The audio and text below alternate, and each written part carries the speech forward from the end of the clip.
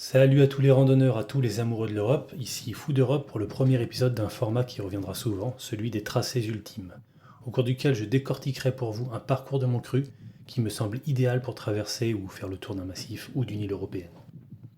À chaque fois, la trace GPX correspondante sera disponible en description, et pour cette première, je vais m'occuper de l'île à qui j'ai attribué la 5e place de mon top 10 européen, Tenerife, et vais vous proposer mon itinéraire optimal pour explorer intégralement la plus belle île des Canaries.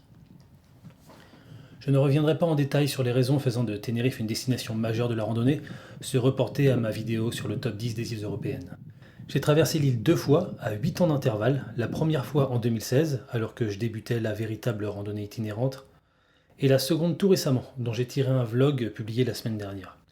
Les deux tracés ont suivi la même trajectoire globale, mais avec beaucoup de variations dans le détail. Cependant, aucun des deux ne peut être considéré comme le tracé ultime permettant de traverser Tenerife. C'est en les combinant et en rajoutant quelques idées qu'on obtient l'itinéraire parfait, ou plutôt 3 itinéraires selon le critère que vous privilégierez. Si vous n'avez qu'une semaine à disposition, optez pour le tracé direct, le plus rectiligne, une sorte de best-of mais pas le meilleur parcours à mon goût. Si vous avez plus de temps, disons 10 jours à 2 semaines, ce que je ne saurais trop recommander, vous avez le choix entre 2 tracés ultimes qui sont identiques sauf au passage du TD. Un nécessitant un permis et l'autre non. Car pour gravir la pyramide proprement dite du TD depuis la caldeira via l'un des 3 sentiers majeurs, il faut un permis payant et assez contraignant car vous devez préciser une plage horaire de passage là-haut. J'ai donc produit 2 tracés, un ne nécessitant aucune autorisation mais contournant le sommet du TD proprement dit, et l'autre passant bien au sommet du TD avec le permis adéquat. C'est ce dernier, le meilleur parcours tout de même à mon goût, que je vais décortiquer à présent. Le tracé avec permis cumule presque 220 km et 11 000 mètres de dénivelé. Il y en a donc pour une dizaine de jours à très bon rythme, un peu plus à rythme modéré. Son concept, c'est de traverser intégralement l'île dans la longueur en reliant les 2 villages les plus distants, Buena Vista del Norte tout au nord-ouest et Igueste tout au nord-est. On passera ce faisant par les 2 phares les plus extrêmes de l'île, le phare de Teno à l'ouest et le phare d'Anaga à l'est, et surtout par ces 3 massifs, le Teno, le Teide et l'Anaga, qu'on aura exploré à fond. Je conseille de marcher d'ouest en est comme je l'ai toujours fait, car le Teno, donc le massif de départ, est plus méridional que l'Anaga, massif d'arrivée. Ainsi, on se dirigera plus tendanciellement vers le nord, donc on fera moins face au soleil. Et puis la découverte du TD est plus spectaculaire en arrivant d'Occident. En partant de l'ouest, on démarre donc de la gare routière du village de Buena Vista del Norte. Il vous faudra plusieurs heures pour y arriver en bus, que vous atterrissiez sur l'île par l'aéroport sud ou nord. Un petit tour du bourg et de la côte avec option baignade, quelques kilomètres malheureux d'asphalte, et on attaque enfin le massif du Teno au kilomètre 6. Tout de suite, c'est le grand spectacle sur un sentier balisé typique de Tenerife, une voie aérienne, partiellement pavée et ingénieusement aménagée.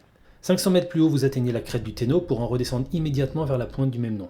Attention, la trace n'est pas évidente entre les kilomètres 9 et 10. Il faut bien suivre le GPS dans le but de descendre le plus droit possible vers le bassin asséché en fond de vallée.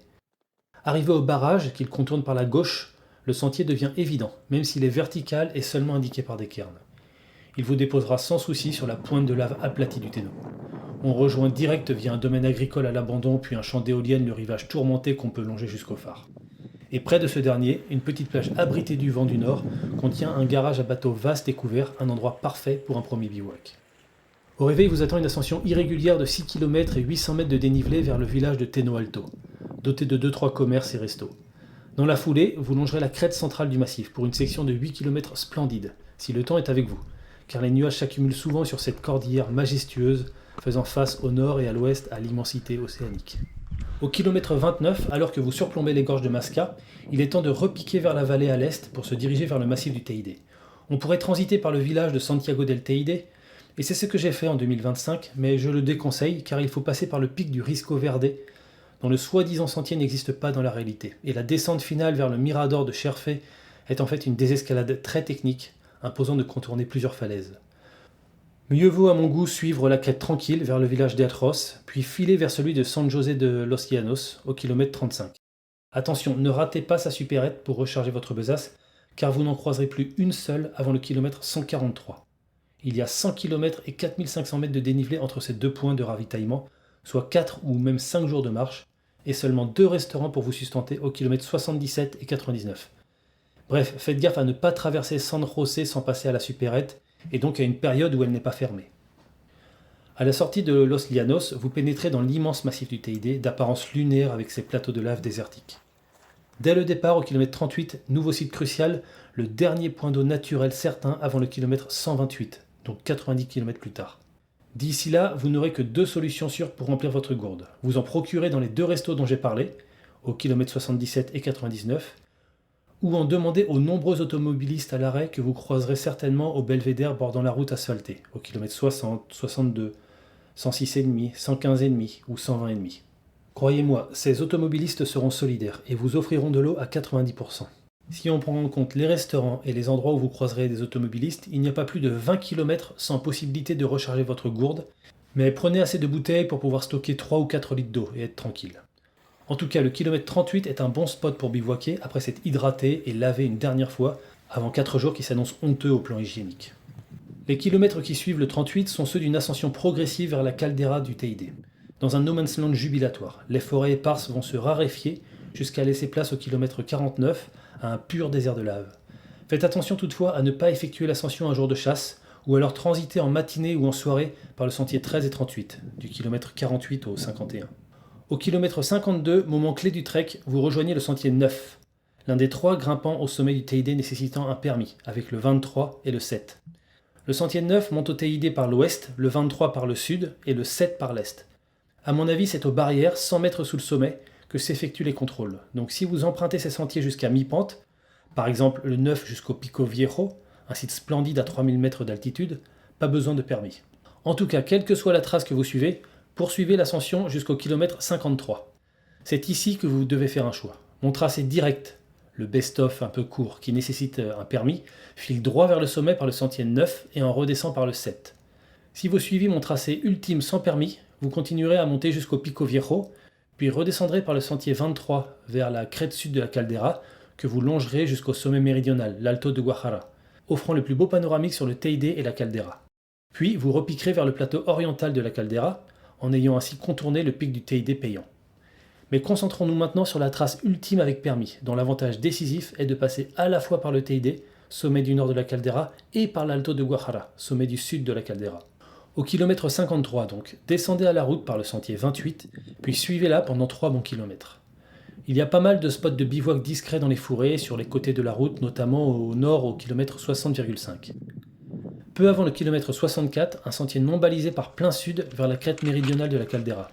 Au début il est imperceptible, mais quand la grimpe commence vraiment, il devient net et balisé par des cairns, et vous permet de vous hisser sans souci sur une arête sublime que vous n'aurez plus qu'à suivre naturellement jusqu'à l'Alto de Guajara. Puis vous pourrez redescendre vers l'hôtel Parador pour manger et boire, visiter les surréalistes roquaises de Garcia au kilomètre 78, puis entamer pour de bon l'ascension du Teide. Vous grimperez au sommet par le sentier 23 et en descendrez par le sentier 7. Ce sont ces 2 permis qu'il vous faudra obtenir, avec en option celui du sentier 10 très court et qui rallie le chemin en balcon du haut du Teide au sommet proprement dit. La montée-descente du pic du Teide vous prendra au moins la journée, car elle cumule 1500 mètres de dénivelé positif et négatif. Le refuge Alta Vista, situé dans la descente au kilomètre 89, est fermé, mais peut-être peut-on bivouaquer sur son parvis. Sinon, il y a quelques cavités aménagées où dormir discrètement, à l'abri des regards et du vent, par exemple au kilomètre 93. Au kilomètre 99, ne manquez pas le restaurant El Portillo, le seul du coin. Il marque la fin de la caldeira et l'union des cordillères sud et nord en une seule crête plus modeste et boisée, qui va progressivement dégringoler vers la vallée de la Laguna. Pour rejoindre cette dernière, au fil d'une transition qui constitue un peu le point faible de la traversée de Tenerife, vous avez 2 itinéraires alternatifs. Restez sur la crête ou évoluez à mi-hauteur, dans les sous-bois de son versant nord, en suivant le GR 131.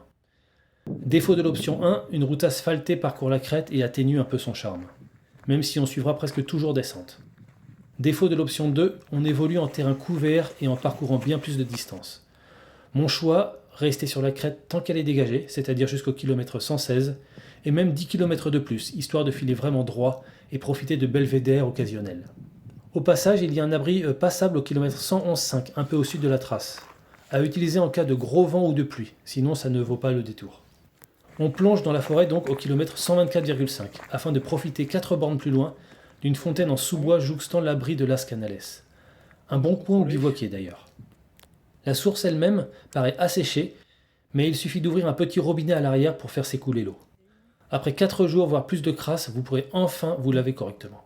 Quelques kilomètres de plus en sous-bois, et vous arrivez dans une deuxième transition encore plus poussive, dans la périphérie de La Laguna, au kilomètre 135.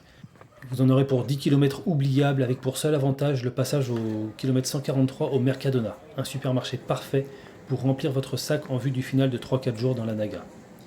Je vous conseille de vous y procurer une tortilla aux patates et aux épinards dans le rayon traiteur. Ça se mange froid, ça se conserve bien, c'est très goûteux et ça fera l'affaire pour vos 3 prochains repas. Dans la foulée, vous traversez le périph'. En face, continuez tout droit, puis sur la petite sente qui part vers le nord-ouest le long d'un grillage.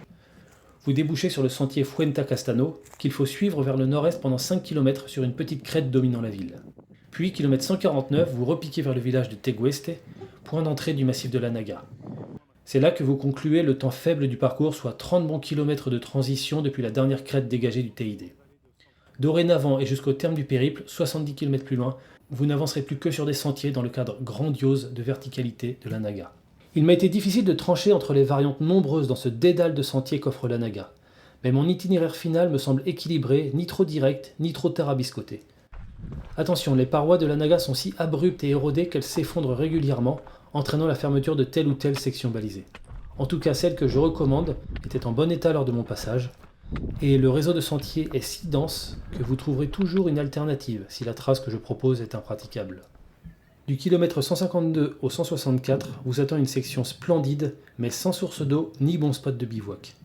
À Punta del Hidalgo, kilomètre 165, détour possible vers une supérette, puis on se lance dans une ascension de 600 mètres avec une alternance de panorama sur les vallées intérieures et la côte nord de l'île. Le dénivelé s'adoucit au village de Shinamada, kilomètre 169,5, qui dispose de restos et d'une bonne source d'eau, comme presque tous les villages qui vont suivre, jusqu'au terme du trek. On poursuit sur des sentiers de crête toujours classe jusqu'au bourg de Taborno, kilomètre 178,5. Ici, ça vaut le coup de poser son sac quelque part pour effectuer les épaules libres, une boucle autour du roquet de Taborno. Un belvédère naturel impressionnant, mais bon, vous pouvez le chanter si vous voulez. Puis on redescend par le village d'Afour vers la côte qu'on va suivre pendant 20 km mémorables. On croise des villages, sources et restos tout le long, jusqu'au hameau d'El Draguilo, kilomètre 202.